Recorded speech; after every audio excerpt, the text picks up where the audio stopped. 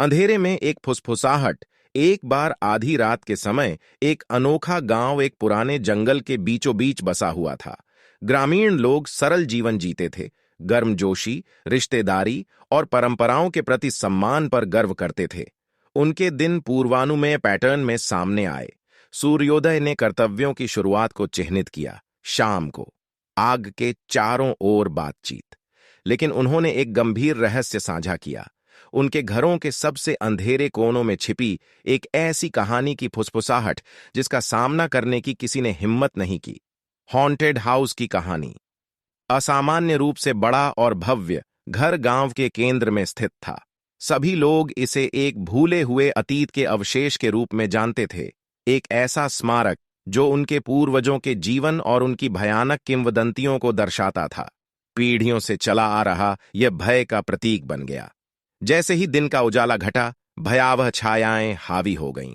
मनहूस आकृति को घूर कर देखने पर ठंडी रात की हवा में गूंजने वाली ठंडी गूंज का सामना करना पड़ा। शाम ढलने के बाद किसी भी ग्रामीण की घर के पास जाने की हिम्मत नहीं हुई। एक दिन जिज्ञासु भावना वाला एक बाहरी व्यक्ति, जॉन नाम का एक पत्रकार, गांव में आया। रहस्यमय के प्रति प्रेम उसे यहां ले आया। स्थानीय विद्या से प्रभावित होकर और ग्रामीणों की चेतावनियों के प्रति उदासीन होकर उसने भूतिया घर में एक रात बिताने का फैसला किया और इसके रहस्य की फुसफुसाहट को समझने का वादा किया। जैसे ही शाम ढली, जॉन ने गांव की रोशनी की सुरक्षा को छोड़कर अपने टॉर्च और कैमरे से लैस होकर घर में कदम रखा। उसने कमरे दर कमरे घर के रहस्यों को उजागर करना शुरू कर दिया।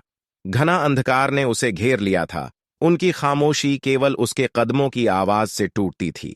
छायाएं लंबी और परिवर्तनशील टूटे हुए वॉलपेपर पर नाच रही थीं, जैसे टिमटिमाती मशाल की रोशनी धूल भरे पुराने चित्रों पर पड़ रही थी।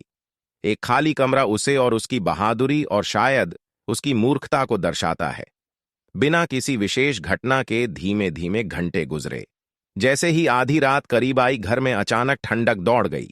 जैसे ही जॉन ने एक भारी घिसी पिटी किताब की जांच की, एक भयानक फुसफुसाहट उसके चारों ओर घूम गई। उन्होंने इसे हवा समझकर खारिज कर दिया, लेकिन फुसफुसाहटें बढ़ती गईं और दर्द और भय के साथ गूंजती चीखों की भयावह चरम सीमा में बदल गईं। उसे अंधेरे में डुबाने से पहले आखिरी बार मशाल जली। उसे अंधकार के बीच एक अदृश्य उपस्थिति का आभास हुआ। घबराहट के कारण उसका दम घुट जाने की आशंका थी, लेकिन उसने साहस जुटाया और उस दरवाजे तक पहुंचने की कोशिश की जिसमें वह दाखिल हुआ था। लेकिन एक बार परिचित रास्ता स्याह अंधेरे, गुमराह और भूल भुलैया के नीचे बदल गया। फुसफुसाहटें उसका पीछा कर रही थीं, हर कदम के साथ और अधिक उन्मत्त होती जा रही थीं, जबकि अनदेखे हाथ उसके कांपते रूप पर वार कर रहे थे। उसका दिल जोरों से धड़क रहा था। एड्रेनालाइन ने उसकी तेज गति को बनाए रखा, क्योंकि आखिरकार वह घर के विशाल प्रवेश द्वार से होते हुए शांत गांव की सड़क पर पहुंच गया। सुबह होते ही गांव वाले उसके पास जमा हो गए। उसकी आंखें आतंक की ऐसी दास्तां बयां कर रही थीं जिन्हें शब्दों में बयां नहीं किया जा सकता। कुछ ही समय बाद जॉन ने गांव छोड़ दिया। अज्ञात की खोज में उसकी मुलाकात एक भयानक वास्तविकता से हुई, जिसे वह हमेशा अपने दिल में रखेगा। तब से प्रेतवादित घर गांव की डरावनी खामोशी से प्रभावित होकर अबाधित खड़ा था। प्रत्येक पुनर्कथन के साथ इसकी किंवदंतियां गहरी होती गईं। प्रेतवादित घर, भयानक फुसफुसाहट और वह बाहरी व्यक्ति जिसने अंधेरे का सामना करने का साहस किया। कहानी गर्म गांव और उसके सरल जीवन पर हमेशा के लिए एक ठंडा, कपकपा देने वाला कफन डाल देती है।